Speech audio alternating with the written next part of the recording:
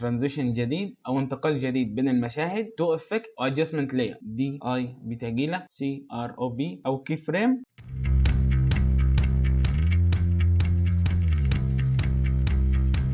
مساء الفل، ازيك يا مليونير؟ منك ايه؟ عاملين ايه؟ كويسين؟ فيديو النهارده هنتكلم عن ترانزيشن جديد او انتقال جديد بين المشاهد بيتعمل باستخدام 3 حاجات بس، اللي هو تو افكت وادجستمنت لاير، افكت ديب تو بلاك وافكت كروب وادجستمنت لاير. من خلال الثلاثه دول بس بنعمل الترانزيشن بتاعنا. فمن غير حكي كتير تعالوا نشوفوه ازاي يتعمل. اول حاجه هبقى فاتح طبعا العمل بتاعي، ودول المشهدين اللي انا عايز احط بينهم او اعمل بينهم الافكت بتاعي او الترانزيشن بتاعي. اول حاجه اروح على قائمه افكت واكتب دي اي بتجيله، يطلع لي افكت ديب تو بلاك، امسكه احطه بين المشهدين، دوس عليه كده خليه 15 ثانيه وخليه سنتر اتكت. بعد كده هروح على البروجكت نفسه بتاعي او مكان البروجكت واعمل كليك يمين في حته فاضيه، نيو ايتم ادجستمنت لاير، ادوس اوكي. اسيبه بنفس اعدادات الفيديو، هي امسكه احطه فوق الافكت بتاعي، اصغر التايم لاين بتاعي كده واصغره، امسك الادجستمنت لاير اصغره زيه زي الترانزيشن اللي هو ديب تو بلاك اللي احنا حطيناه الاول. بعد كده اروح على قائمه افكت تاني واكتب كروب سي ار او بي، وامسك الكروب احطه على الادجستمنت لاير. بعد كده هعلم الادجستمنت لاير بتاعي واروح على قائمه افكت كنترول وانزل تحت خالص الاقي اعدادات الافكت كروب اللي انا حطيته على الادجستمنت لاير. امسك الاول حاجه ليفت، ابقى واقف على اول الادجستمنت لاير كده، واروح على قائمه الافكت كنترول ليفت واروح عامل توجل انيميشن او كي فريم، سيبه صفر زي ما هو. بعد كده هروح اتحرك بسهم تحت عشان يوديني في النص بين المشهدين، وارجع فريم لورا بسهم شمال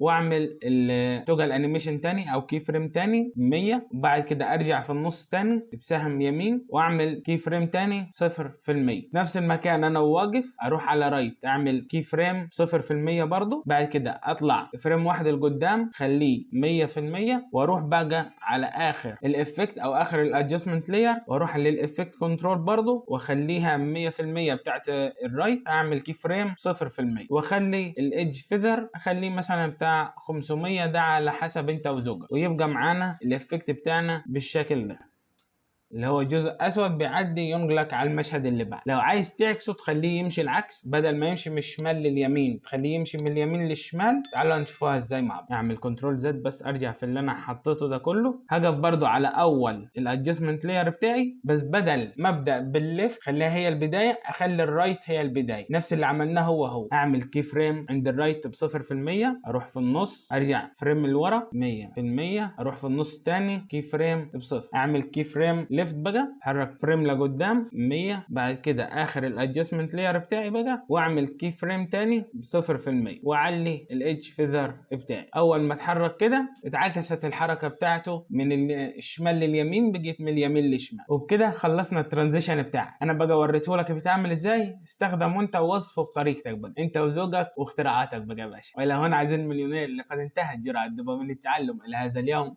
انتظركم في جرعه اخرى، الى اللقاء.